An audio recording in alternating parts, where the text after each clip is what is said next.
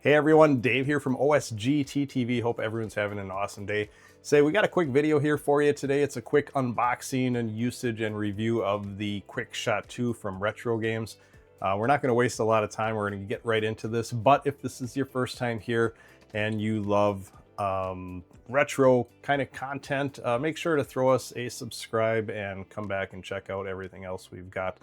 We also do have a channel over on Twitch, OSGTTV. And there we do a little more day-to-day streaming every Tuesday night, Thursday night, and Sunday morning. Make sure to check us out over there as well. With that said, let's get right into this.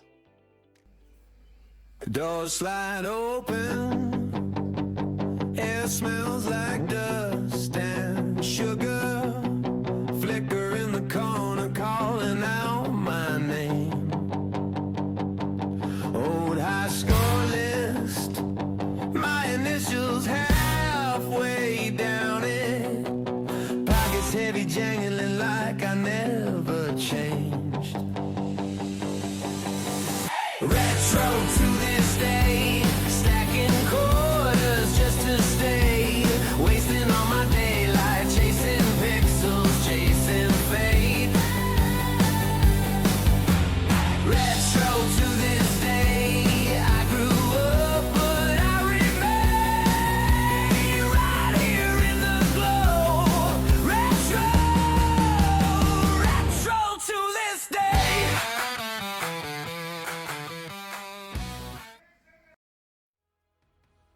All right, so today we're bringing you the Quickshot II by RetroGames. This is a new joystick we just picked up. We got it delivered to us at the beginning of March 2026. It's been out for a little while already, from what I understand. It is USB based. It's based on the original 9-pin Quickshot counterpart that we knew from back in the 80s and 90s. This thing is designed to work along with all of your RetroGames units. So as you can see here, things like the Atari 400, Commodore 64 Mini and full size, the Spectrum, the Amiga 500, and all the other devices that have come out and probably will be coming out by RetroGames will be compatible with this.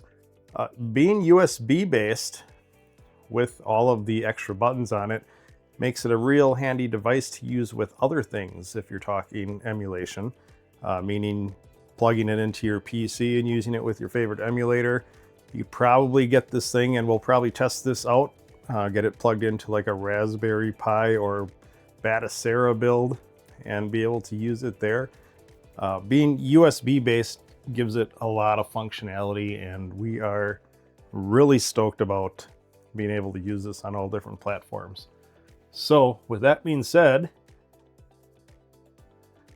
how about we get into a little bit of checking out the packaging and unboxing. Boxes, really nice packaging here. They have the graphic offset in gloss, as you can kind of see as I rotate the box around. You see the light glaring off of it. With auto fire switch. So it's got a fire switch toggle on here that you can turn on as well. We got 2 fire buttons up on top. It'll be interesting to see if they both register as the same button, like button A, or if one actually shows up as button A and button B for the trigger. Function buttons down on the bottom for menu control in all of their consoles. Comfortable grip, like we know and love from old joysticks. Auto fire switch on the base of it, and stability suction cups down on the bottom. Back side of the box, and another side. Quickshot II. So pretty nice packaging.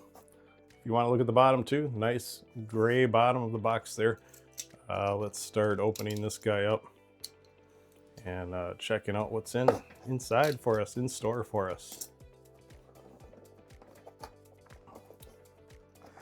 Usually we pick up the controllers with the mini consoles. I'm trying not to like destroy the box here. and just rip it open.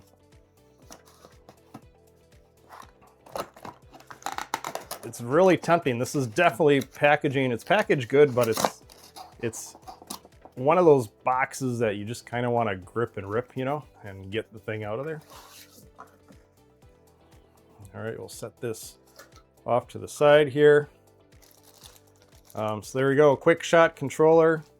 6 buttons for navigation down on the bottom. They are labeled X, Y, LR, home, and select, which on other joysticks they've released for their mini systems, they don't have the X, Y, LR specified, so that's something new that we're not used to. On the base is a rocker switch down on the bottom that triggers your auto fire. USB cable seems to be about 6 to 8 feet in length, something like that. We'll find out once we open that up. Got the nice pistol grip here with the trigger and button. And the rotation. So first thing I'm going to comment on right off the bat is I was really scared that this would have the same internal switching and loudness as the C64 joystick has, the black one that comes with the full size. It's a pretty decent joystick, but it's louder than, it uses the loudest switches in it I think you can possibly buy. This one, as you rotate the stick, is nice and quiet, and you can feel the directionals hit, like diagonal, as you go around. And the buttons feel like they are not, they're probably the loudest part of the joystick. But yeah, the joystick itself is really nice and quiet. So that's first impressions that we've noticed. Let's unbag the USB here, see how long this thing is.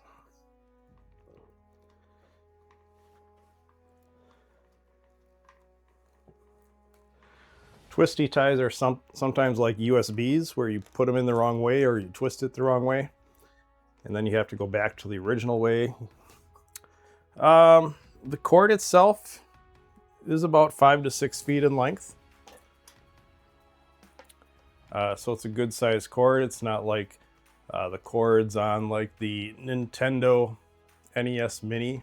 Those cords are like 1.5 feet long. So pretty nice so far. What do you say we get this thing hooked up to some consoles and do some test gaming with it? All right, we're gonna start testing out this Quickshot on some of the mini consoles that we have. We're gonna start out with the old Atari 400 Mini.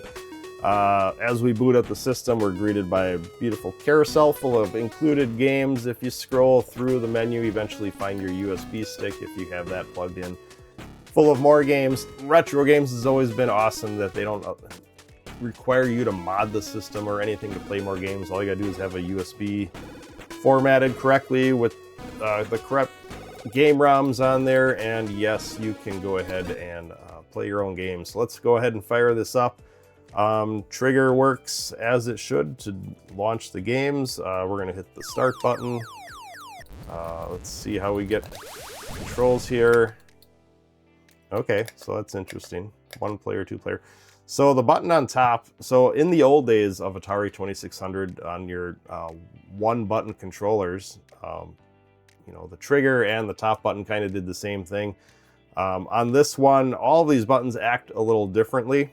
So this one is one of your game select buttons along with the bottom control buttons. The only primary fire button you have on this system, at least, is the trigger. So that's kind of interesting. Maybe through the RetroGames remapping process, you can assign the top button to be a secondary control. So if you're playing games like something that has missiles, let's say like a Russian attack on the C64, Commando where you're throwing grenades, something like that, you know, you might want to utilize that second button on the controller to do something different, or maybe even to mimic the same button. So that works good. Sensitivity is, it's okay if you're trying to pinpoint It does go from like the sides, the left, right, to a diagonal a little easier than I would like it to. You know, in the days of the old Atari 2600 joystick, you kind of had to really push it diagonal to go diagonal, so you could kind of really differentiate your directions. This one moves a little easy to the diagonals, so it's probably just something to get used to as you're using it. So that's one system. Let's go on to another and try out yet some more games. All right, we got system number 2 that we're booting up. This time we're gonna go for the Amiga 500 mini console by RetroGames. Once again, we should be greeted by the same beautiful carousel of games to scroll through and launch and play. And once again, if you have a USB stick plugged in with more Amiga games, you can go ahead and plug that in. What we'll do is let's just pick something like something that just has a lot of joystick control and button. Speedball, let's do that. Let's launch that. Once again, primary button is the trigger.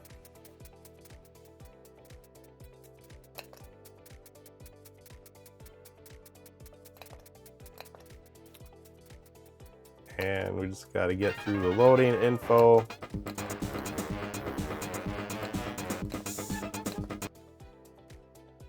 So once again, will I be using the Quickshot for all of my gaming experiences? No, but if I'm playing something cool like Chopper Command on the Atari 2600 or Chop Lifter, I might gravitate towards a flight stick type game controller to play that, which might be a cooler experience. Maybe I won't be as good as it with it because I'm not used to the Quickshot controller, but you know, makes it more fun, makes it more feel like an arcade kind of control. So, and speaking of arcade kind of controls, we're going to talk about that in a minute or two.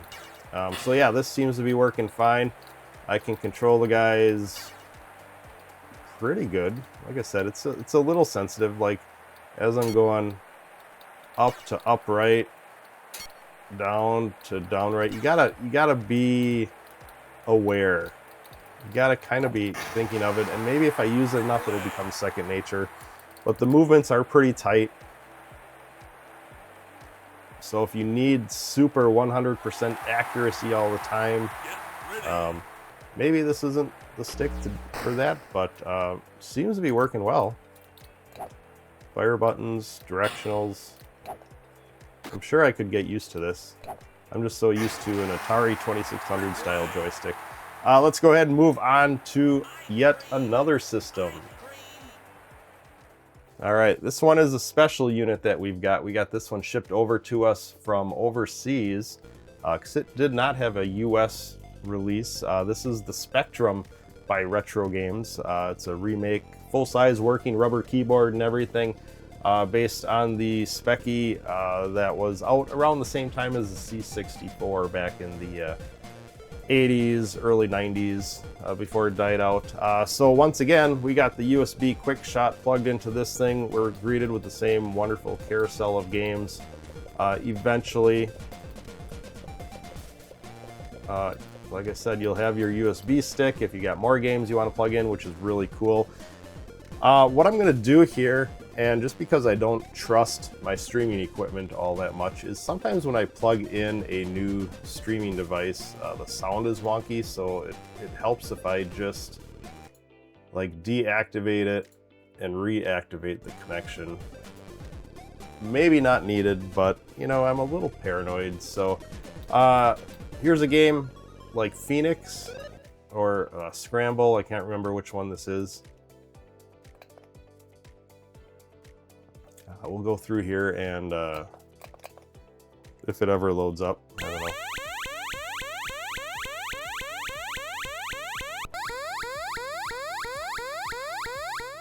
Press 1 or 2 for the number of players. S to disable sirens. Let's do that first of all. It's interesting that enough people must have complained about that noise that they have a option in there to actually turn that off. Oops.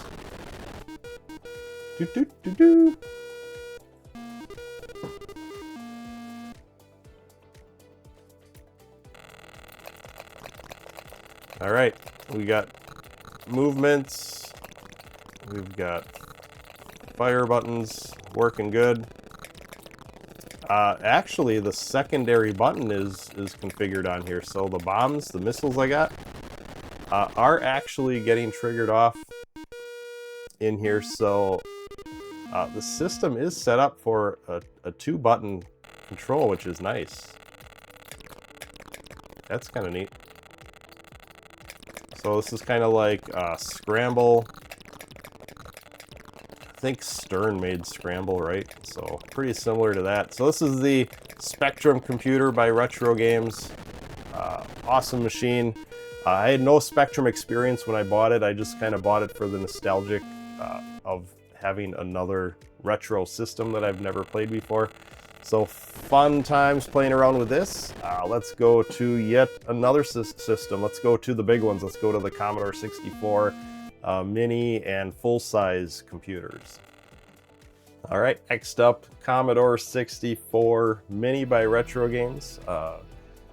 This is one of their first few items they had. They had the C64 mini, they had the VIC-20 full-size, they had the Commodore 64 full-size. So this is one of their earlier machines. They still have the boot up carousel with all their packing games, and then the USB access is actually down on the bottom row on this system. It's very similar to how everything works, but just a little different. So with this system, and we are going to toggle our HDMI on and off, and just once again a little worried about the sound not coming through clear, and sometimes that fixes that. C64 mini, C64 full-size, and VIC-20 have a little trick to them to get this joystick to work, since these are older machines, and I can't speak to the new Commodore 64 Mini Black Edition. Maybe that's different. Maybe that has some different firmware on it. I don't know. But by default, when you plug this joystick in and hit a button, you'll notice that the primary button is not working. The L button, which is on your deck of the controller, is actually your primary button. So this thing has a little fix you have to do to it really quick when you boot it up and you want to use the Quickshot controller. It's kind of discouraging, but it is what it is. Let's go ahead and bring up the web page here. So this is RetroGames. They tell you that on the C64 and the C64 Mini and the VIC-20, what you have to do is hold down X, Y, L, R, all at the same time for about 3 seconds to activate button compatibility mode for this thing. So let's try that out. And a little discouraging, because will I remember that 3 months from now when I'm plugging this in and using it? I don't know. But let's hold all 4 buttons down for about 3 seconds. Bum. And now let's go back and try and trigger something off. Yep, there we go. Now it's working. Works like a champ. Let's go to, I don't know, Gyrus.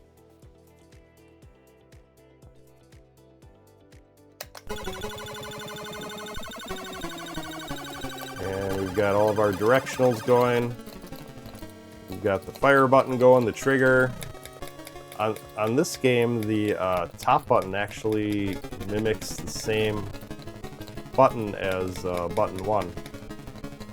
So that's kind of interesting. I'm not going to expect it to be like that on all games, but on this one it does work. So, all right, so that's the C64 Mini.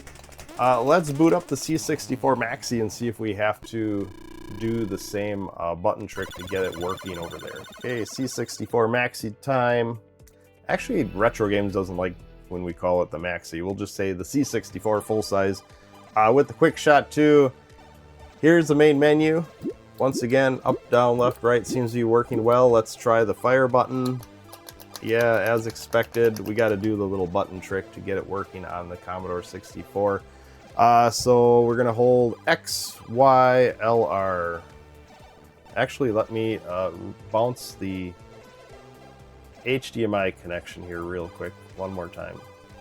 I apologize for that, but we can fix some audio problems if we're having them, even better. All right, so we're going to hold down L, R, X, Y all at the same time. 1, 2, 3. go back to the main menu, and trigger works fine. So that seems to be like a thing we're gonna have to do every time we boot the machine up, which is too bad. Let's launch some Bubble Bobble here real quick and test that out.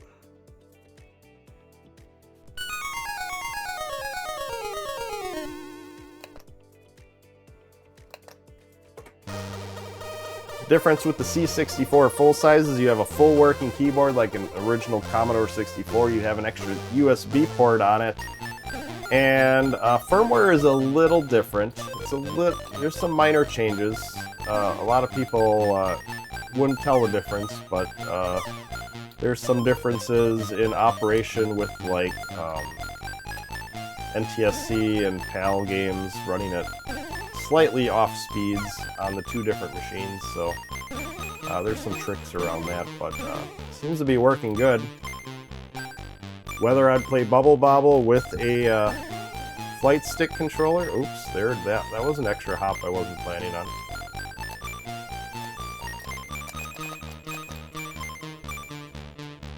So like I said, some games, you know, just maybe not designed for a flight stick type controller. Oh, here come the baddies. I mean, it works good, if that's what you have. You know, and I would probably get used to it really quick.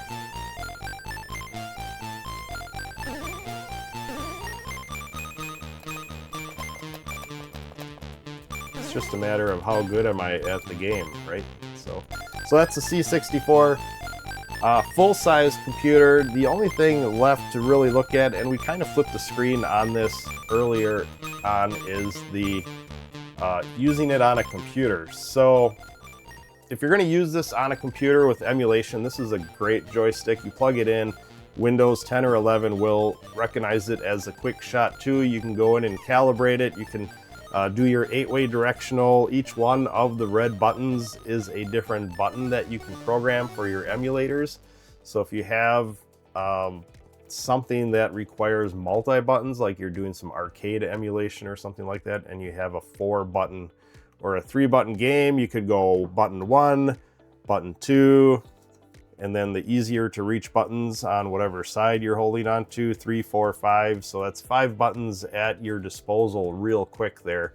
And then you always have some on the other side too, if you have like menu navigation or things like that that you want to program. But it does work, fully works in Windows 10 or 11 for all of your gaming needs. One thing I want to do with this, back on my arcade machine, in the rear here, I do have a control panel I can plug in that has like a Tron joystick, which is pretty similar to a flight stick, and it has the built-in buttons for the trigger. What I want to do is plop this one to the other side of the Tron stick, so I have dual sticks, so I can start playing like tank games that I wasn't able to play before, like Battlezone or Assault or Cyber Sled, things like that. So I'm looking forward to trying that, and if I really like it, if I really like how it's working, maybe buy 2 of these and stick them on the control panel. You know, they suck on with suction cups. I'll have to try that out as well and see how well they suck. But you know, to have 2 of these side by side with the same look and feel, it might be really cool for some arcade games to play with that. So you know, Quickshot II, I'm going to say I'm glad I purchased this thing. It is $39 out there on Amazon. I paid like 32-ish because I had some Amazon points to use up. Is it perfect? No, I would say my only 2 gripes with it are the Commodore 64 mini button tricks that you have to pull off every time you boot up the system, and then the sensitivity of the joystick. Like if I'm going down and moving around down on the screen, and then all of a sudden I switch to left or right, you know, you got to hit it kind of accurate, because it is kind of sensitive, and it might go upright, you know, where you don't want it to go upright. So I think it just would take some time to get used to the movement of the stick. But overall, I would rate this, you know, for what it is, a 4 out of 5. I mean, I think it's a really good stick, and it gives you a lot of options to play a lot of games. For what it's worth, that's what I got for you. If you like quick little reviews like this, make sure to throw us a subscribe here at our YouTube channel. Over on Twitch, we do streams over there at least 3 times a week, Tuesday nights, Thursday nights, and Sunday mornings for sure. And then if we have more time to do some streams over there, we'll pop in with some extra just day-to-day streams, playing some games and playing some virtual pinball, VR, stuff like that. So make sure to stop over there and throw us a follow. That's all I got for you today. Have a great rest of the day, and we'll talk to you soon. Doors slide open, air smells like dust.